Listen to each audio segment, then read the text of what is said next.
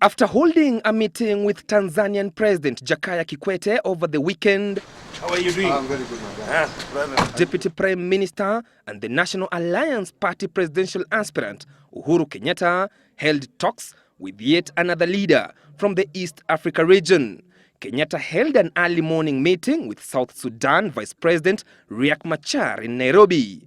During the meeting, where the two discussed matters of mutual interest between Kenya and the South Sudan government, Kenyatta assured Machar that the country had made big strides in promoting reconciliation and was ready to hold a peaceful election.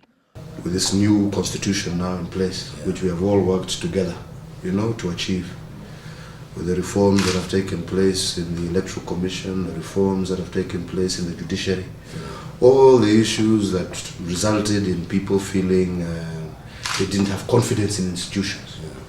I think we have done a lot of work to really strengthen and rebuild, those institutions. On his part, Dr. Machar said a peaceful election in Kenya would be vital for the region's political and economic stability. Kenyatta, who is one of the 4 Kenyans facing crimes against humanity charges at the ICC, has been on a mission to meet leaders from the East African region, giving them assurances that despite the outcome of the election, Kenya will remain stable.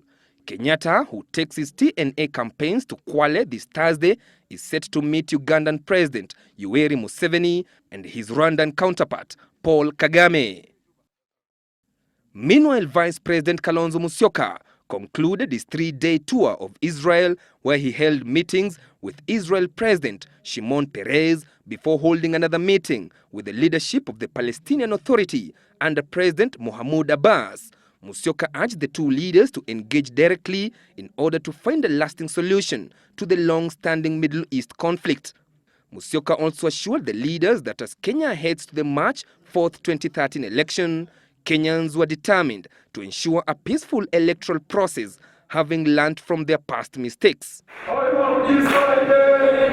And back in Nairobi County, Deputy Prime Minister Musalia Mudavadi has declared that the United Democratic Forum Party, UDF, will only form an alliance with other parties based on convergence of policies. Mudavadi, who spoke during a meeting with professionals and the business community from the Western region, revealed that UDF is in talks with other parties on possible alliances but will not rush into political coalitions out of panic. The Sabatia MP asked his supporters to remain focused and not to be distracted by recent happenings on the political scene, such as defections and alliance-building meetings. But at the end of the day, the person who determines who is going to be the president of Kenya is that voter. That voter who will go into a political booth, they'll make their decision. And if it is their wish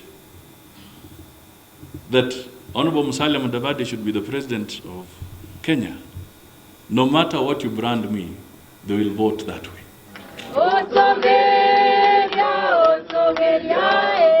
And in Gatanga, Murang'a County, presidential aspirant on a Kenya National Congress Party ticket, Peter Kenneth, has asked Kenyans to shun tribalism and live as one for the prosperity of the nation. While addressing mourners during the burial of Mwingi District Commissioner Peter Njoroge Kinuthia at Kanunga village in his Gatanga constituency, Kenneth said unity was crucial for development. Lazima tujione kama Wakenya kwanza, alafu tuone makabila baadaye. Ile makosa ambayo imetokea, hatukusoma ukabila katika secondary ama university, lakini nafikiria uongozi ulikuja ukaleta ukabila.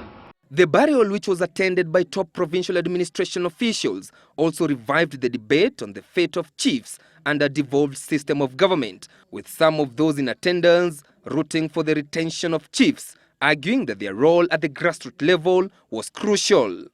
Thairu, Citizen Live at 9.